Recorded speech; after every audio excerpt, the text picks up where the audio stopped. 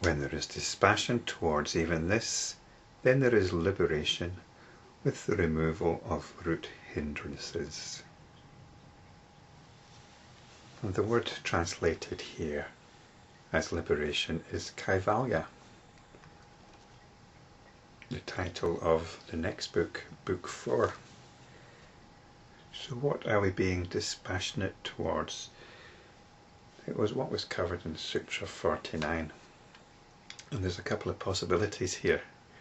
Sutra 49 told us it is sufficient to see the distinction between purity of being and the pure self in order to have supremacy over all modes of being and to know all that there is to know. So we can be dispassionate towards the possibility of supremacy over all modes of being and of knowing all that there is to know. Or we could be dispassionate towards the distinction between purity of being and the pure self. So let's just look at the first possibility. Supremacy over all modes of being and to know all that there is to know. From a purely practical point of view, we're talking about moods here. Modes of being, moods. And supremacy over our moods is not being dictated to by our moods. Not being enslaved by our moods. And knowing all that there is to know is knowing all that is worth knowing, which is basically nothing. Recently, somebody invited me to this day. Apparently there was this Sanskrit scholar coming to town, a yogi and Sanskrit scholar who was going to be doing some chanting and who had a unique take on yoga philosophy. Now I wonder why this person thought I might be interested. To be honest, the possibility induced a faint feeling of nausea in me. Why on earth would I want to spend a whole day hearing about yoga philosophy or chanting? It had no appeal for me whatsoever. And I didn't ask, but I gather I'd probably have had to pay for this privilege as well. Now if she said, oh, there's this really great Sanskrit scholar and yoga teacher in town, do you want to come down the pub for a pint and I'll introduce you to him? Then I might have been interested. But what would have interested me more was if he was with his parents and I could go and meet him in the company of his parents, because then I'm probably going to get an accurate picture of what this person is really like, rather than in the context of him being a wonderful young Sanskrit scholar who's going to give us a wonderful time in that context. And yet maybe there was a time I might have been interested in going along to this kind of thing.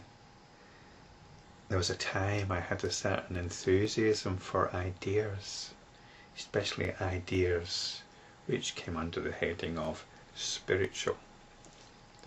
It might have been a nice day, I don't know, but I suspect I'd probably have wanted to leave after about 10 minutes.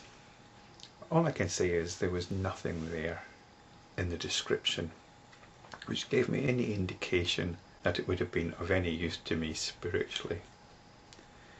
So the point is, was there anything worth knowing? Was I going to learn anything worth knowing?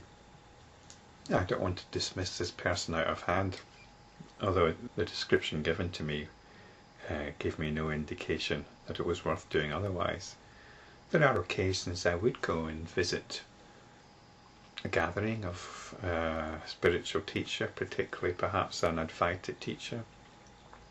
There was one teacher I used to go regularly to when I was living in London, who I had a great regard for. It was certainly worth going along and being reminded of a few things.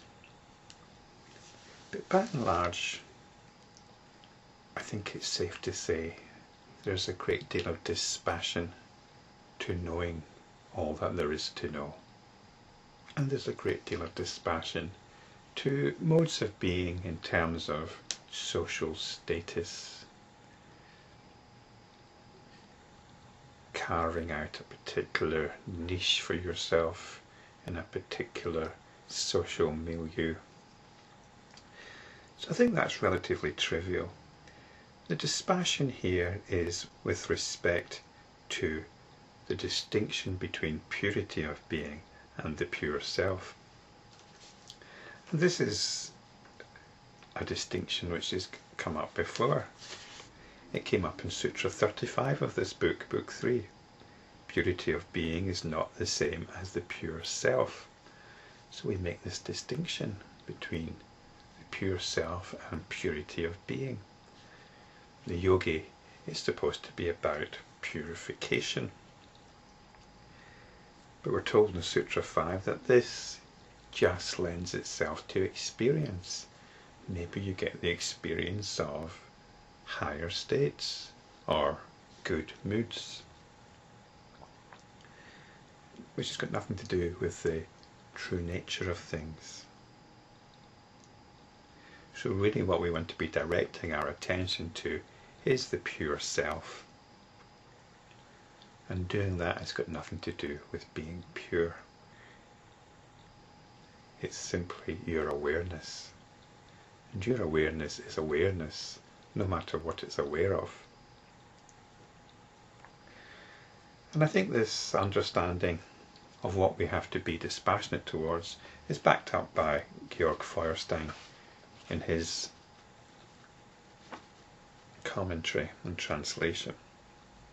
And in fact he directs us back to Sutra 16 of Book 1. Sutra 16 of Book 1 is about dispassion. Realization of the Supreme Self brings freedom from fixating on cognitive discriminations. So we don't want to be caught up in any kind of discrimination. And the next sutra, Sutra 51, mentions some of these discriminations which the enlightenment practitioner must be particularly wary of. And I'll look at that in the next video.